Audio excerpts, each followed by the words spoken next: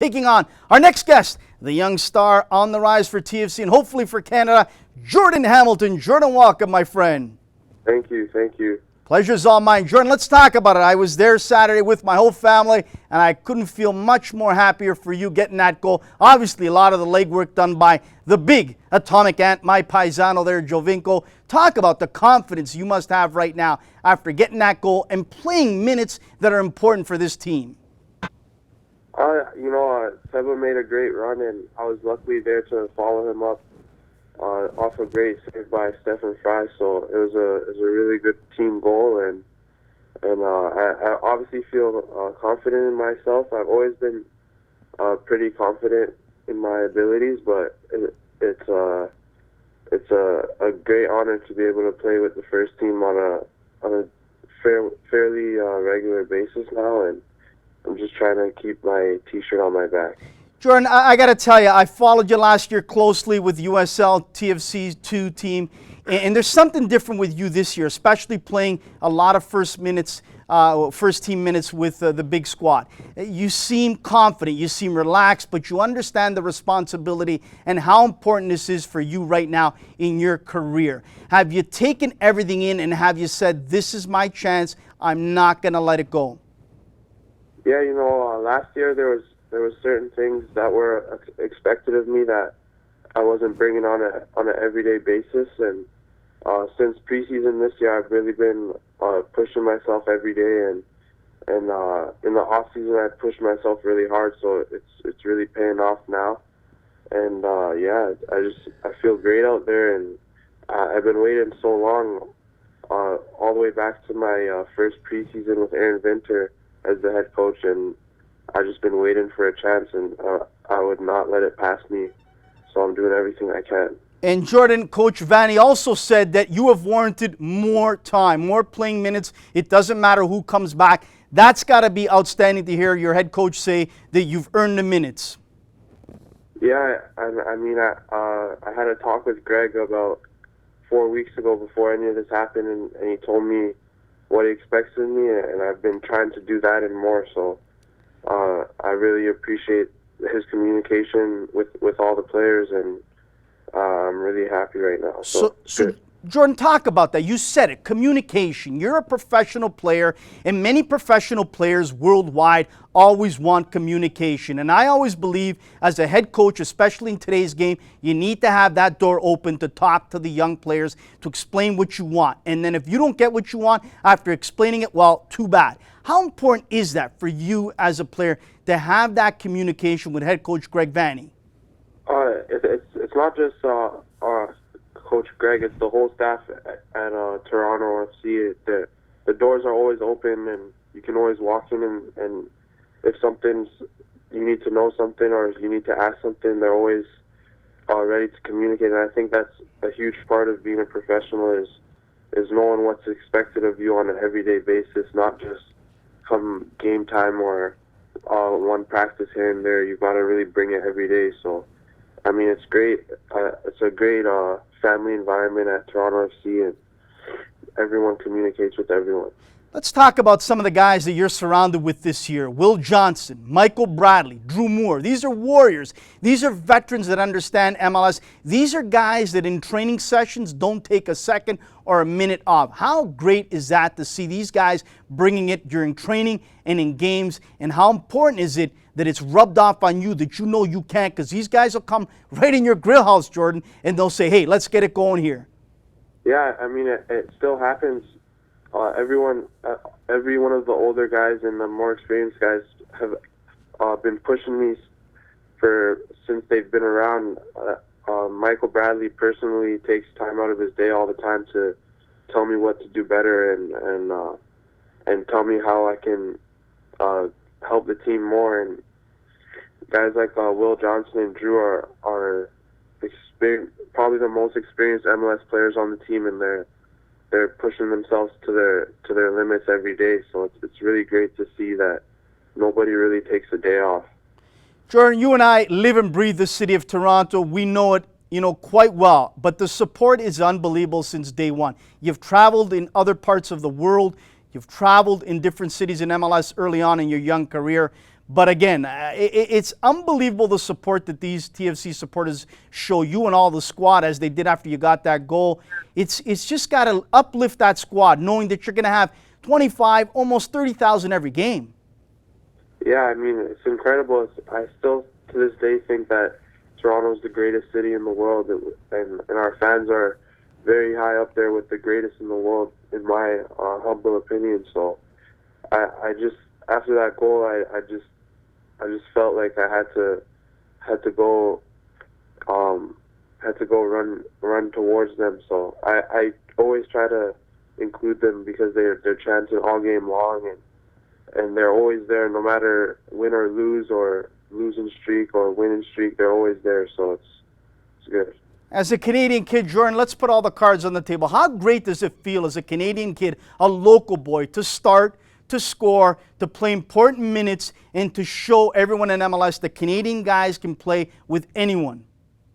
I mean, it means everything to me. Of course, like being able to play for my own city and have so many friends and family in the crowd, and just feeling like I'm at home out there. You know, it's an amazing feeling. I honestly wish I could describe it, but I honestly can't. It's just surreal almost.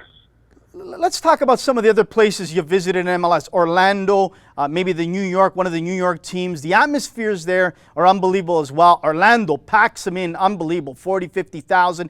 How do you focus on the job at hand that you need to do? Because obviously when there's 30, 40, 50,000, it could get a little bit unnervy for you. Yes, for sure, but I just try to focus on doing the simple things correct and working hard, and then my game will flow to me. I think another thing, I was trying to do too much maybe earlier in my career rather than focusing on just completing the simple tasks and working hard first and foremost. And I've really taken that on this year, and it's really worked out for me. So when I'm away, I just focus on the game, and I don't really notice. It's hard to explain because it would seem like it's nervy and stuff, but it's really not. Like, you just focus on the game and your teammates behind you, and it comes fairly easy to just do your job. Let's go back, Jordan. Obviously, there has to have been some time, some days that you were thinking mentally, is this it? Is this my last kick at the can here? Am I going to get another shot? The confidence level, I'm sure, at a couple times, if not one for sure last year, was maybe not as high as you would have liked it to be. Who did you talk to? Who did you call? Who did you confide in? Was there someone that believed in you, that you talked to, that you could grasp what they were saying, and you put it all out there and you said, yeah, I need to do this? Who was that? Actually, Julian de Guzman and Dwayne De Rosario were always telling me last year things that I need to do, and I spent a couple sessions with Dero in the off season, so he's really helped me as well with the transition from the second to the first team, or first to the second team. So I mean, last year obviously it didn't go the way I wanted, but it's behind me now, and I'm just looking forward to the next game. So let's talk about the next game. Chicago Fire coming, and this is a real big test for you guys to get valuable points, because you want to keep moving up the ladder and not down, obviously, with a lot of the injuries. How important is it that you guys strike first and get the goal like you did, and then unfortunately a mental lapse right away, Seattle comes back and puts one in the back of your net, but you striked first, and I think that's key and that's important, and you guys are hard to beat once you strike first. Yeah, it's, of course, everyone on the team is focused on scoring first and really bringing the game to the opposition, especially at home.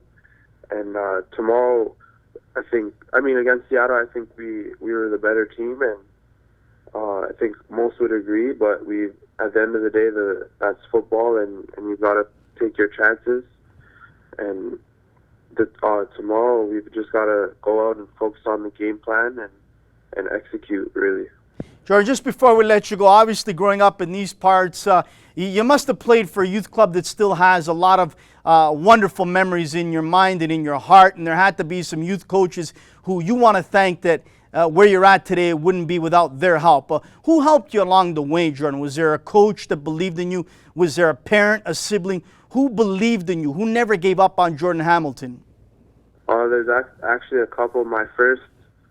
It goes all the way back to my first couple of coaches, which was Lance in Malvern and actually Dwayne DiRosario's dad. Oh, Tony. Tony DiRosario was one of my early coaches, and as it's actually funny, as a little 8-year-old kid, if he had this drill where you would have to pass the ball in between his hands, and he would call it the passing lane. And as an 8-year-old kid, if you don't hit in between his hands, he would take your ball and kick it as far as he could, and you have to go chase after it. So that's always going to be a memory in my head. And also in my rep experiences, I had Rupert at Ajax and Dino at Markham, who really helped me. And just growing up, and then I moved over to the provincial team, and a coach that really believed in me there was Patrick Tobel and Ian Skitch. And at TFC, I would say Jim Brennan really believed in me, in my abilities, and Anthony Capitosto. So those two really pushed me towards the first team. Well, you mentioned a lot of great human beings and a lot of great coaches. I know each and every one of them, and it's great that you give them some credit because they're very humble people. Each and every one of those guys you mentioned, I know them personally, and all they want is a smile on your face to see you succeed, and they're happy. I know that for a fact. Jordan, we'll close it out and close it out with this, and I want you to talk to the kids out there. I want you to talk to the kids out there that are watching, that are listening, that might be struggling in confidence, sitting on the bench because their coach doesn't believe in their talents. Their coach wants to win the Ontario Cup or the OISL title and could care less about developing that player. But they want to live the dream like Jordan Hamilton. What do you want to say to those kids?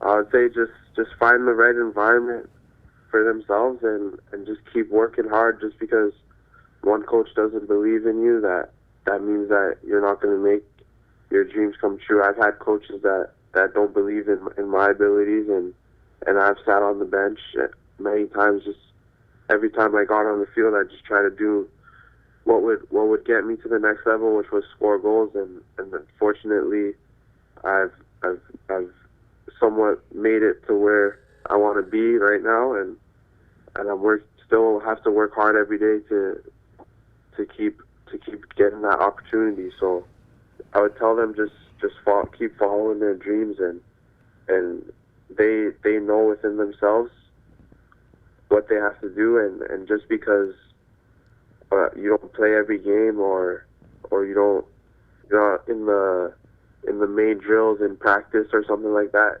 that it's not an opportunity to prove that you deserve to be. So that's what I would tell them. Jordan, on a personal note, you're a class act. You've always taken time to say hello to me after a game, before a game, wherever. You always took time to say hello. And I got to tell you, watching that game in the press box of the TFC president, Bill Manning, with my wife and 2 sons, and I thank Bill for inviting us. It was a real class act and a gesture on his part. When you scored, I gave a massive high five to Bill Manning, and I said, Canada's Jordan Hamilton scores for TFC. God bless you. Good luck with TFC. We'd love to see you play for Canada, hopefully in the World Cup qualifiers as well. Keep the focus, man. Keep the focus, and good luck. Thank you. I really appreciate that. Thank you.